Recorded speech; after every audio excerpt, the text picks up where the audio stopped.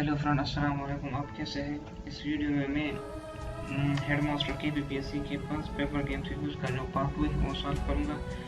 लेकिन वीडियो शुरू करने से पहले आप लोगों से अगर हो सके काइंडली मेरे चैनल को सब्सक्राइब कर दीजिएगा और वीडियो को लाइक कर दीजिए। तो चलिए चलते हैं पेपर की जानिब।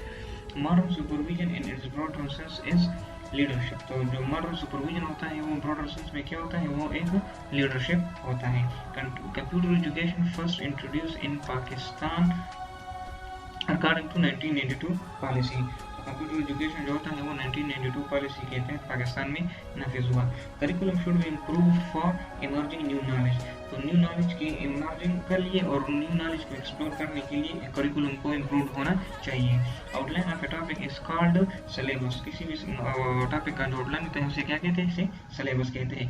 Teachers efforts are list in activity certain curriculum. Activity certain curriculum में जो होता है टीचर सिर्फ एक फैसिलिटेटर होता है। इसके जो एफर्ट्स होते हैं वो बहुत ही कम होते हैं। तो टीचर जो होता है वो क्या होता है? सिर्फ एक फैसिलिटेटर होता है। Pedagogy is teaching method. Pedagogy क्या होता है? वो टीचिंग मेथड है। Real test is achievement of student learning. जो रियल टेस्ट का जो मकसद होता है वो क्या होता है? ताकि स्टूडेंट के जो लर्निंग है इसको जज किया जाए।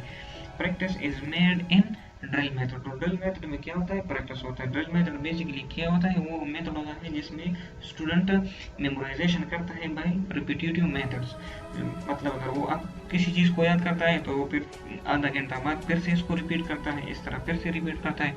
तो क्या होता है? इसी तरह प्रैक्टिस करने से वो इस चीज़ को सीख जाता है। तो ये जो होता है ये प्रैक्टिस वो ड्रिल मेथड में होता है। Highest level of cognitive domain is evolution. Cognitive domain का जो हाईएस्ट लेवल होता है वो क्या होता है? एवोल्यूशन होता है। कॉग्निटिव डोमेन के यूजुअली 6 लेवल्स होते हैं। फर्स्ट जो होता है वो नॉलेज होता है, सेकंड कंप्रहेंशन होता है, थर्ड एप्लीकेशन होता है, फोर्थ एनालिसिस होता है, फिफ्थ सिंथेसिस होता है, फिर सिक्स्थ वन जो होता है वो क्या होता है? एवोल्यूशन होता है और ये इसका हाईएस्ट लेवल होता है। Micro teaching related to skills. तो माइक्रो टीचिंग क्या होता है? बेसिकली वो मेथड होता है जिसमें टीचर अपने टीचिंग स्किल्स को क्या करता है? इम्प्रूव करता है। वो या तो स्टूडेंट से फीडबैक लेता है और या टीचर से या इसके जो पीयर्स होते हैं उससे वो क्या करता है? वो फीडबैक लेता है। तो इसी मेथड को क्या कहते हैं? इसको माइक्रो टीचिंग कहते हैं और ये यूजुअली क्या होता है? स्किल से रिलेटेड होता है। Not hereditary factor includes diet. तो डाइट जो होता है वो एक नॉन हेरिडिटरी फैक्टर होता है। First intelligence test was introduced by Binet. जो पहला जो इंटेलिजेंस टेस्ट था वो किसने मुतारफ कराया था? वो बेनेट ने मुतारफ कराया था और इसको बेनेट सिमन स्केल भी कहते हैं। IQ is about intellectual status. Intelligence quotient IQ जो होता है वो किस चीज़ के बारे में होता है? इसका मकसद ये होता है कि हमारे इंटेलेक्चुअल स्टेटस को क्या किया जाए? मालूम कर दिया जाए। Seeking problem during process is formative assessment. एक होता है फॉर्मेटिव असेसमेंट और दूसरा होता है क्या होता है? Summative assessment. तो जो फॉर्मेटिव असेसमेंट होता है, जो फॉर्मेटिव इवैल्यूएशन होता है वो ड्यूरिंग द प्रोसेस होता है और जो समेटिव होता है वो at the end of the process होता है। फॉर एग्जांपल हम इसको इस तरह भी ले सकते हैं कि अगर मंथली टेस्ट लिए जाए तो ये मंथली टेस्ट क्या होते हैं? ये फॉर्मेटिव इवैल्यूएशन है और फिर जब आखिरी में पेपर्स होते हैं तो उसको हम समेटिव इवैल्यूएशन कहते हैं। क्योंकि फॉर्मेटिव इवैल्यूएशन जो होता है वो हर मंथ होता है, ड्यूरिंग द प्रोसेस होता है, और जो समेटिव होता है वो at the end of the year होता है। एक्सोलॉजी डील्स विद वैल्यूज। एक्सोलॉजी किस चीज़ के साथ डील करती है? एक्सोलॉजी हमने पिछली वीडियो में भी देखा था कि एक्सोलॉजी इज डिटरमाइनिंग द गुड्स और बैड्स ऑफ समथिंग।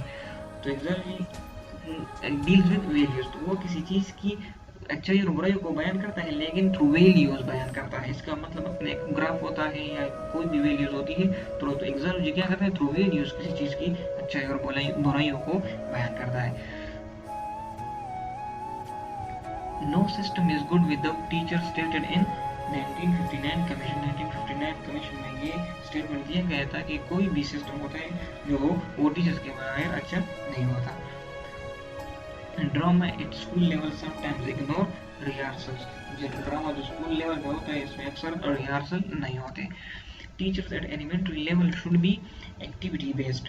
टीचिंग जो होता है वो एलिमेंट्री लेवल पे क्या होता है? होना चाहिए वो सब्जेक्टिव बेस्ड नहीं बल्कि एक्टिविटी बेस्ड होना चाहिए, क्योंकि वो बच्चे होते हैं वो मतलब वो इतने तो वो सीख नहीं सकते, जितना हम इसको जितना ज़्यादा एक्टिविटी हम इनसे कराएंगे इतना ही ज़्यादा वो सीखेंगे। तो टीचिंग जो एलिमेंट्री लेवल पे होना चाहिए वो क्या होना चाहिए, वो एक्टिविटी बेस्ड होना चाहिए।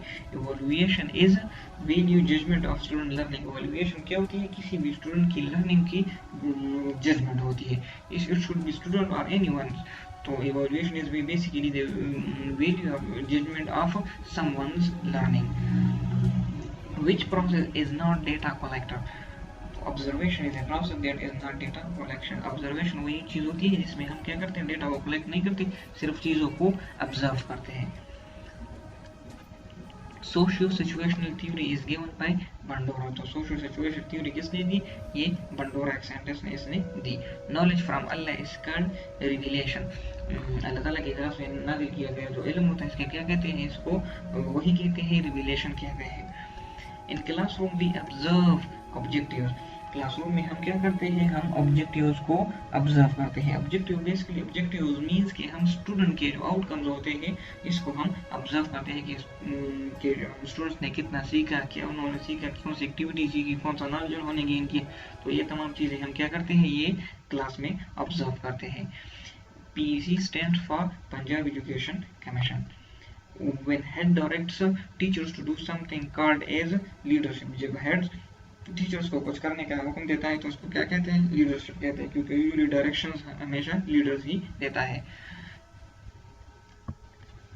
Graph with values changes is called pi graph. Pi graph या पाई चार्ट क्या होता है, वो एक सर्कुलर टाइप ऑफ चार्ट होता है जिसके मुख्तलिफ सेक्शंस होते हैं और ये किसी भी चीज़ के परसेंटेज के मालूम करने के लिए बनाया जाता है। तो इसमें यूजुअली क्या होते हैं, इसमें डिफरेंट वैल्यूज होते हैं। फॉर एग्जांपल अगर हम पाकिस्तान की मिसाल ले लें और इसके 4 या 5 सूबे हैं, तो पाई चार्ट क्या बनेंगे, एक सर्कुलर ग्राफ होगा जिसमें 5 हिस्से होंगे और इसमें हम ये कहेंगे कि पंजाब की पॉपुलेशन इतनी है तो वो ज़्यादा होगी, फिर KPK की अलग होगी, फिर सिंध की अलग होगी, बलूचिस्तान और इसराइल के बल्तिस्तान की अलग अलग पॉपुलेशन होगी। तो ये क्या होगा, एक चार्ट होगा जिसमें हर एक पोर्शन का जो वैल्यू होगा वो क्या होगा, वो डिफरेंट होगा। तो ग्राफ विद वैल्यूज चेंजेस या with different values is called pie chart.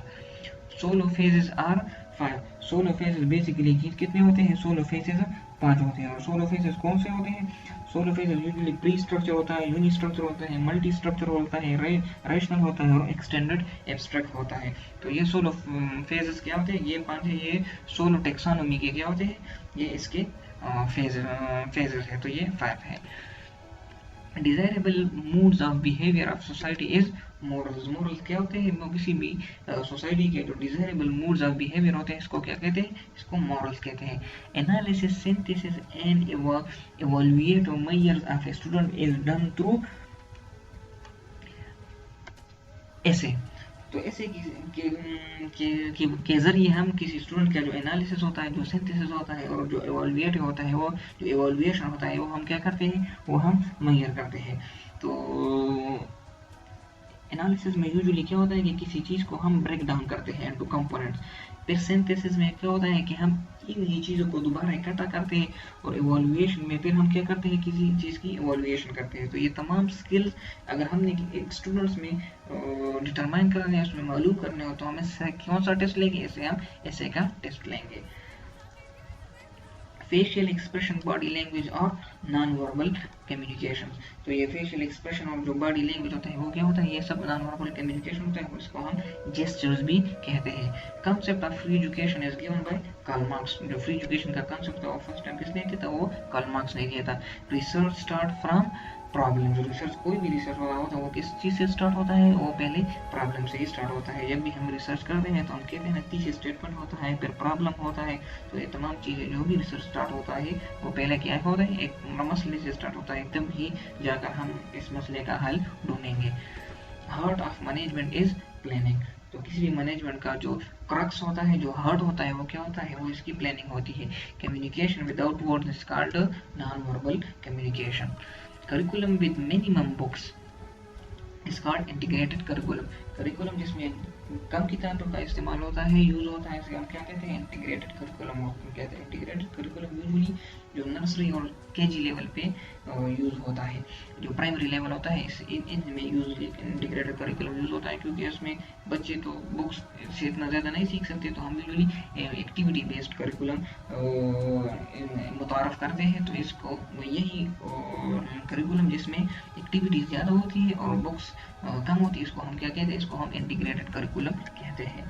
Project, role play, experiment, lab methods और डूइंग मेथड, तो ये इजी सिंपल है कि वही चीज़ जिसमें हम एक्सपेरिमेंटली या फिजिकली कोई चीज़ परफॉर्म करते हैं, इसको क्या कहते हैं, इसको हम डूइंग मेथड्स कहते हैं। Ibn Khaldun was against question answering method, Ibn Khaldun जो था वो क्वेश्चन आंसरिंग मेथड के अगेंस्ट था। Which one process is not a good data collector, तो गुड डेटा कलेक्टर प्रोसेस कौन सा है, वो ऑब्जर्वेशन है, क्योंकि वो तो हमने ऑलरेडी बता भी दिया कि ऑब्जर्वेशन में हम किसी चीज़ को ऑब्जर्व करते हैं, डेटा कलेक्शन फेज जो होता है ये ऑब्जर्वेशन नहीं होता। That's all for today videos. Thank you guys for watching. Stay tuned and subscribe to my channel.